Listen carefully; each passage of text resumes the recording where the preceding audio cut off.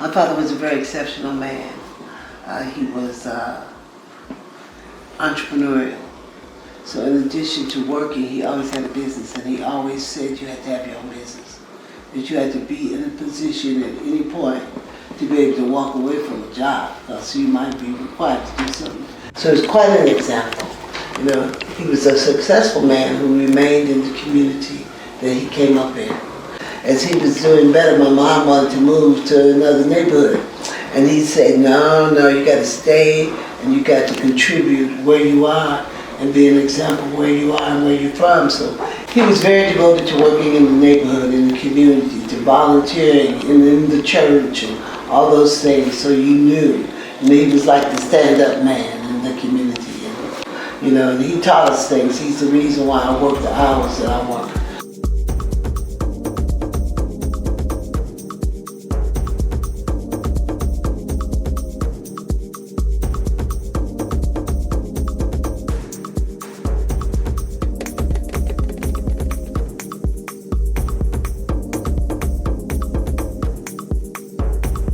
I remember my mother rapping her head, you know, and saying it helped to keep her thoughts together. I never really thought about that. We come to wrap our heads as we try to wrap our minds around what's going on, what we're going through.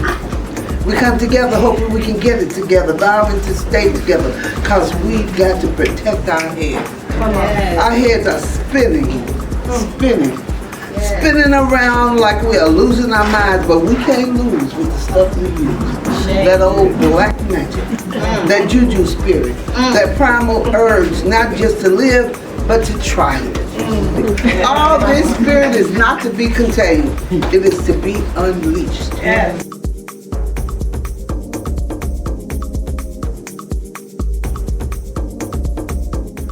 And starting it with slavery has a lot to do with how we feel about ourselves. And if we don't do anything else in our positions as preachers and teachers and parents, we need to teach African American children about their glorious past, because it lets them know who and what they can be. And it takes us away from a deficit view of ourselves and our people and moves us to an asset view. Because how can the first people be the worst people? What happens when you're working on your freedom? My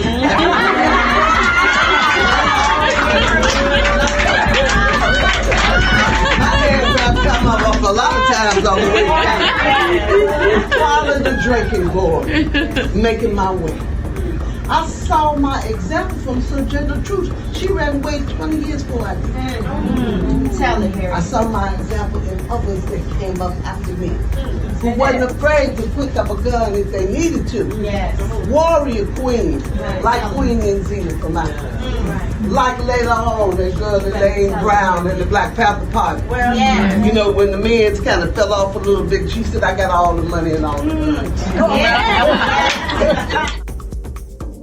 I love to think of phrases and things to use in campaigns and slogans, and naming things has always been important to me. I just enjoy it, you know. And gives you a chance in just a single phrase to make a major point. So for example, when I was working with the women in the prisons, and we started an organization afterwards, we called it Still Doing Time. Because yes, you might have served your time, but with what you had to go through when you got out, it was like you were still doing time. Well, my biggest miss was see something, say something, because I thought of that. And I had it in the Bud Billiken Parade. I had all these people with these T-shirts saying, see something, say something. And then later on, they used it for the airport stuff and they copyrighted so nobody else can use it. Or when my friend Deborah Farmer and I worked on the campaign for the Chicago police department, try to get black people to join the police department. We said, how can we get black men and women to want to join a place that's questionable about how it treats our people?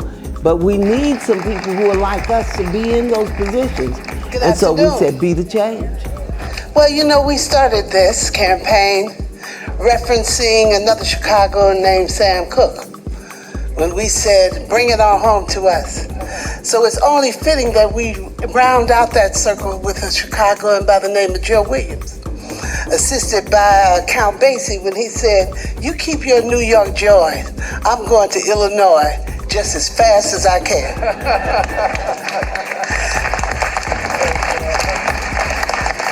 As a resident of the South Side of Chicago and a cultural historian, I cannot tell you how excited we are to welcome President Barack Obama and First Lady Michelle Obama home to Chicago's iconic Black metropolis.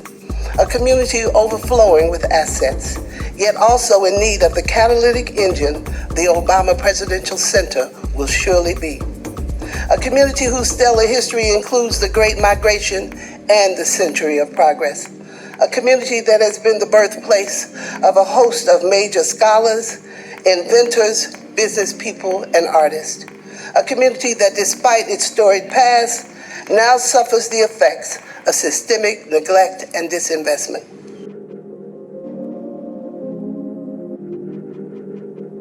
My other favorite was for Ceasefire. And it's still used, and it was translated into a lot of different languages, working with a colleague of mine, Courtney Jolliffe, who could always put the picture to my words. And we did Don't Shoot, I Want to Grow Up. Because we were trying to think of what would even speak to a shooter? What would speak to somebody who had something in their mind that was so detrimental to themselves and to their community? We said children. They speak to everybody, and they have children. And they want to grow up.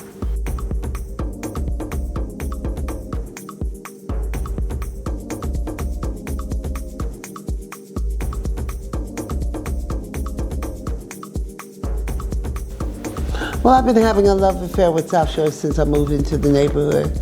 I loved my neighbors and the convenience of it and the beauty of it. Being able to just go a couple of blocks and be right on the lake or right at the beach or whatever. And I liked the fight in the people in South Shore and I've been able to be involved in some of those fights. I like to keep them from destroying what is now the South Shore Cultural Center because they wanted to tear it down. The people who had been there as the keepers of their own very limited philosophy and their restrictedness in terms of who could come in and out of there.